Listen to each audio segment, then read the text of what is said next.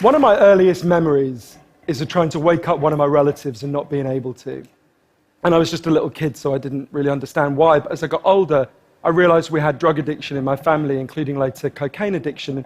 I've been thinking about it a lot lately, partly because it's now exactly 100 years since drugs were first banned in the United States and Britain, and we then imposed that on the rest of the world. It's a century since we made this really fateful decision to take addicts and punish them and make them suffer because we believed that would deter them, it would give them an incentive to stop. And a few years ago, I was looking at some of the addicts in my life who I love and trying to figure out if there was some way to help them. And I realized there were loads of incredibly basic questions I just didn't know the answer to. Like, what really causes addiction? Why do we carry on with this approach that doesn't seem to be working? And is there a better way out there that we could try instead? So I read loads of stuff about it, and I couldn't really find the answers I was looking for. So I thought, okay, I'll go and sit with different people around the world who've lived this and studied this and talk to them and see if I can learn from them. And I didn't realize I would end up going over 30,000 miles at the start, but I ended up going and meeting loads of different people, from a transgender crack dealer in Brownsville, Brooklyn, to a scientist who spends a lot of time feeding hallucinogens to mongooses to see if they like them. It turns out they do, but only in very specific circumstances. To the only country that's ever decriminalized all drugs, from cannabis to crack, Portugal. And the thing I realized that really blew my mind is almost everything we think we know about addiction is wrong. And if we start to absorb the new evidence about addiction, I think we're going to have to change a lot more than our drug policies. But let's start with what we think we know, what I thought I know, right? Let's think about this middle row here, right? Imagine all of you, for 20 days now, went off and used heroin 3 times a day. Some of you look a little bit more enthusiastic than others at this prospect. Don't worry, it's just a thought experiment. Imagine you did that, right? What would happen? Now, we have a story about what would happen that we've been told for a century. We think because there are chemical hooks in heroin, as you took it for a while, your body would become dependent on those hooks, you'd start to physically need them, and at the end of those 20 days, you'd all be heroin addicts, right? That's what I thought. First thing that alerted me to the fact something not right with this story is when it was explained to me, if I step out of this TED Talk today and I get hit by a car and I break my hip, I'll be taken to hospital and I'll be given loads of diamorphine. Diamorphine is heroin. It's actually much better heroin than you're ever going to buy on the streets, because the stuff you buy from a drug dealer is contaminated, actually very little of it is heroin, whereas the stuff you get from the doctor is medically pure. And you'll be given it for quite a long period of time. There are loads of people in this room who may not realize that you've taken quite a lot of heroin, right?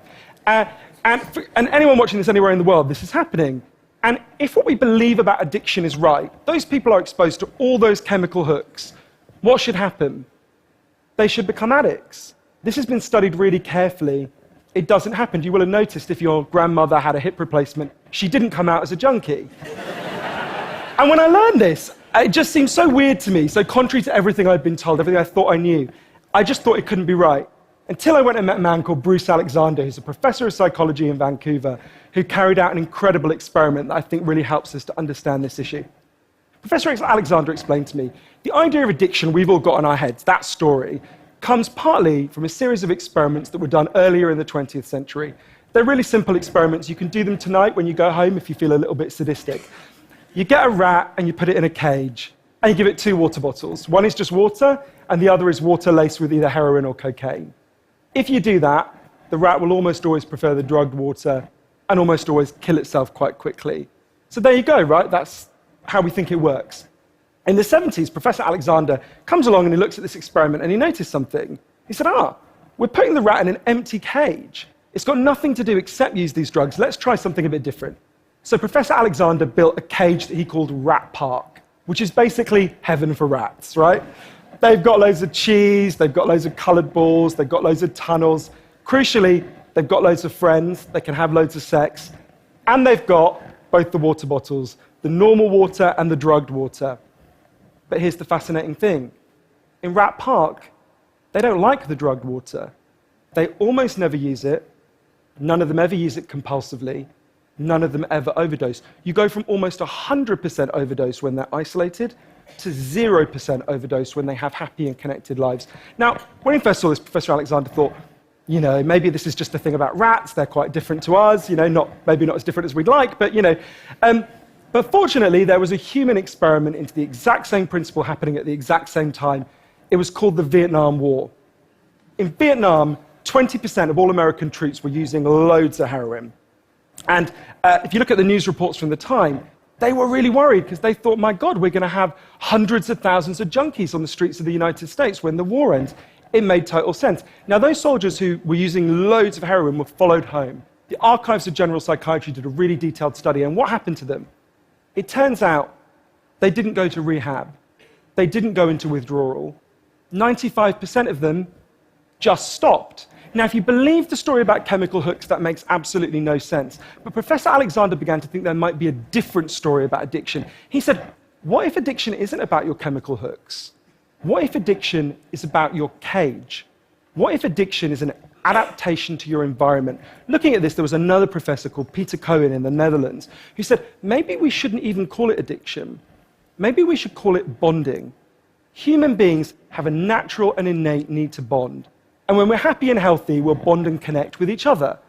But if you can't do that because you're traumatized or isolated or beaten down by life, you will bond with something that will give you some sense of relief. Now, that might be gambling, that might be pornography, that might be cocaine, that might be cannabis, but you will bond and connect with something because that's our nature. That's what we want as human beings. And I think, at first I found this quite a difficult thing to get my head around, but one way that helped me to think about it is, and I can see, I've got over by my seat there a bottle of water, right? I'm looking at lots of you, and lots of you have bottles of water with you, right? Forget drugs, forget the drug war. Totally legally, all of those bottles of water could be bottles of vodka, right? We could all be getting drunk, I might after this. But we're not, right? Now, because you've been able to afford the approximately £1 gazillion that it costs to get into a TED Talk, I'm guessing you guys could afford to be drinking vodka for the next 6 months. You wouldn't end up homeless. You're not going to do that. And the reason you're not going to do that is not because anyone's stopping you. It's because you've got bonds and connections that you want to be present for. You've got work you love. You've got people you love. You've got healthy relationships. And a core part of addiction, I came to think, and I believe the evidence suggests, is about not being able to bear to be present in your life. Now, this has really significant implications. The most obvious implications are for the war on drugs, right? In Arizona, I went out with a group of women who were made to wear T-shirts saying I was a drug addict and go out on chain gangs and dig graves while members of the public could jeer at them. And when those women get out of prison, they're going to have criminal records that mean they'll never work in the legal economy again. Now, that's a very extreme example, obviously, in the case of the chain gang, but actually almost everywhere in the world we treat addicts to some degree like that. We punish them, we shame them, we give them criminal records, we put barriers between them reconnecting. There was a doctor in Canada, Dr. Gabor Mate, an amazing man, who said to me, if you wanted to design a system that would make addiction worse, you would design that system. Now, there's a place that decided to do the exact opposite, and I went there to see how it worked. In the year 2000, Portugal had one of the worst drug problems in Europe. 1% of the population was addicted to heroin, which is kind of mind-blowing. And every year, they tried the American way more and more. They punished people and stigmatized them and shamed them more. And every year, the problem got worse. And one day, the Prime Minister and the leader of the opposition got together and basically said, look, we can't go on with a country where we're having ever more people becoming heroin addicts. Let's set up a panel of scientists and doctors to figure out what would genuinely solve the problem. And they set up a panel led by an amazing man called Dr. Joao Goulao to look at all this new evidence.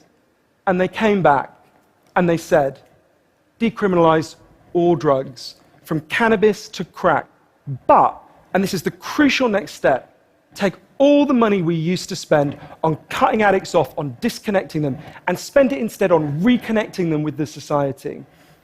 And that's not, essentially, that's not really what we think of. What they did wasn't really what we think of as drug treatment in the United States and Britain. So they do residential rehab, they do psychological therapy that does have some value. But the biggest thing they did was the complete opposite of what we do. A massive program of job creation for addicts and microloans for addicts to set up small businesses. So say you used to be a mechanic. When you're ready, they go to a garage and they'll say, if you employ this guy for a year, we'll pay half his wages. The goal was to make sure that every addict in Portugal had something to get out of bed for in the morning. And when I went and met the addicts in Portugal, it's fascinating. What they said is, as they rediscovered purpose, they rediscovered bonds and relationships with the wider society. It'll be 15 years this year since that experiment began, and the results are in. injecting drug use is down in Portugal, according to the British Journal of Criminology, by 50%, 50%. Overdose is massively down. HIV is massively down among addicts. Addiction in every study is significantly down. One of the ways you know it's worked so well is that almost nobody in Portugal wants to go back to the old system. Now, that's the kind of political implications. I actually think there's a layer of implications to all this research below that. You know, we live in a culture where people feel really increasingly vulnerable to all sorts of addictions, whether it's to their smartphones or to shopping or to eating. You know, before these talks began, you guys know this, that we were told we weren't allowed to have our smartphones on. And I have to say, a lot of you looked an awful lot like addicts who were being told their dealer was going to be unavailable for the next couple of hours. And yeah, a lot of us feel like that. And it might sound weird to say, oh, you know, I've been talking about how disconnection is a major driver of addiction. But weird to say it's growing because you think, well, we're the most connected society there's ever been, surely. But I increasingly began to think that the connections we think we have, are like a kind of parody of human connection. If you have a crisis in your life, you'll notice something. It won't be your Twitter followers who come to sit with you. It won't be your Facebook friends who help you turn it round. It'll be your flesh and blood friends who you have deep and nuanced and textured face-to-face relationships with. And I think there's a study I learned about from Bill McKibben, the environmental writer, I think tells us a lot about this.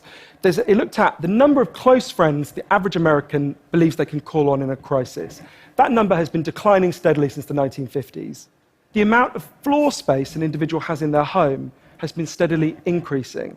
And I think that's like a metaphor for the choice we've made as a culture, right? We've traded floor space for friends, we've traded stuff for connections, and the result is that we are one of the loneliest societies there has ever been. And yet, Bruce Alexander, the guy who did the Rat Park experiment, says, we talk all the time in addiction about individual recovery, and it's right to talk about that, but we need to talk much more about social recovery. Something's gone wrong with us, not just as individuals, but as a group. And we've created a society where, for a lot of us, life looks a whole lot more like that isolated cage and a whole lot less like Rat Park. If I'm honest, this isn't why I went into it, right? I didn't go in to discover the political stuff, the social stuff. I wanted to know how to help the people I love. And when I came back from this long journey and I'd learned all this, I looked at the addicts in my life, and if you're really candid, it's hard loving an addict, and there's going to be lots of people who know in this room you're angry a lot of the time. And I think one of the reasons why this debate is so charged is because it runs through the heart of each of us, right? Everyone has a bit of them that looks at an addict and thinks, I wish someone would just stop you. And the kind of script we're told for how to deal with the addicts in our life is typified by, I think, by the reality show Intervention. If you guys haven't seen it, I think everything in our lives is typified by reality TV, but that's another TED Talk. If you've never seen the show Intervention, it's a pretty simple premise. You get an addict, all the people in their life, gather them together, and say, if you don't shape up, confront them with what they're doing, and they say, if you don't shape up, we're going to cut you off, right? So what they do is they take the connection to the addict and they threaten it. They make it contingent on the addict behaving the way they want. And I began to see why that approach doesn't work.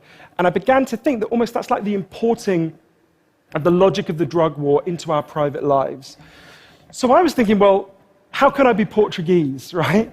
And what I try to do now, and I can't tell you I do it consistently, and I can't tell you it's easy, is to say to the addicts in my life that I want to deepen the connection with them, to say to them, I love you whether you're using or you're not. I love you whatever state you're in, and if you need me, I'll come and sit with you, because I love you and I don't want you to be alone or to feel alone.